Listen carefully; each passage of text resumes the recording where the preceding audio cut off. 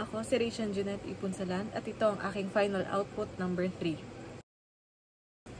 So, para sa akin is, kung titignan natin, is, ang masisisi natin dito sa kwento nila is yung nanay ni Leonor Rivera. Pero kung iintindihin natin, wala tayong masisisi doon kasi nga, magulang lang yung nanay ni Leonor Rivera. And gusto niya lang protektahan yung anak niya na makatuluyan niya yung ganong lalaki. Like, di ba ang alam nila kay Rizal doon is, yun nga, nagsusulat siya, like, kumokontra siya dun sa mga nangyayari dun sa bansa natin that time. And gusto lang mag-ingat nung nanay ni Leonor Rivera na ilayo yung anak niya sa ganon na pwedeng ikapahamak ng anak niya. So, para sa akin is wala tayong masisisi and wala tayong kailangan sisihin sa mga nangyari sa story ni Leonor Rivera and ni Rizal. Kasi parang everything happens for a reason. And so, para sa akin is wala nang kailangan gawin si Leonor Rivera.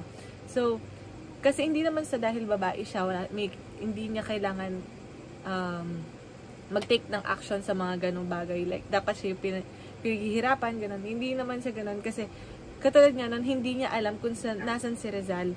So, kahit nagsusulat siya, hindi niya kayang hanapin para tanungin kung ano nangyari, ganyan, kung mahal pa ba siya ni Rizal, kasi hindi naman niya alam saan niya hahanapin. So, si Leonor Rivera is naghihintay na lang na parang, ano ba, meron darating ba, may babalik ba sa akin, ganon. So, siya is wala na siyang magagawa doon. And I think si Rizal yung may kayang gawin kasi nga siya, alam niya kung saan niya hanapin si Leonor Rivera. So, yun, para sa akin is, kanina kakasabi ko lang, para sa akin is si Rizal or sa Rizal yung mayroong kayang gawin or kayang gumawa ng way para makausap niya si Leonor Rivera. Kasi nga, siya yung may alam kung saan niya mismong exact place makikita or matatagpuan si Leonor Rivera, ganon. Kasi si Leonor Rivera kasi hindi niya alam kung saan niya pwedeng hagilapin. So, si Rizal, alam niya kung saan yung bahay, ganon.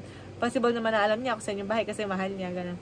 So, kahit hindi man siya, mismo yung humarap kay Leonor Rivera, pwede naman siyang, like, i-confirm niya, ganon, kung may iba na ba si Leonor Rivera, meron ba siyang hindi alam, ganon. So, para malaman niya din na may hinihintay pa siya and may naghihintay sa kanya. So, yun, para sa akin, siya yung may kayang gawin na hanapin para maging okay sana yung storya nila.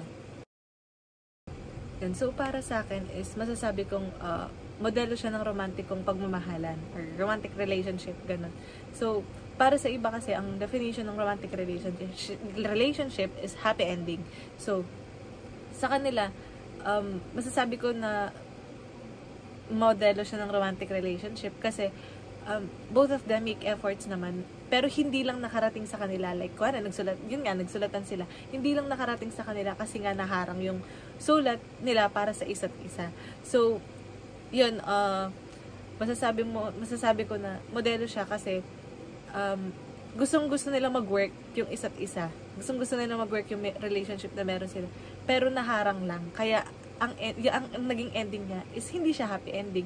Parang, naging tragedy siya, parang ganun. Kasi nga, naharang or naudlot yung relationship na dapat sana nag-work ka na.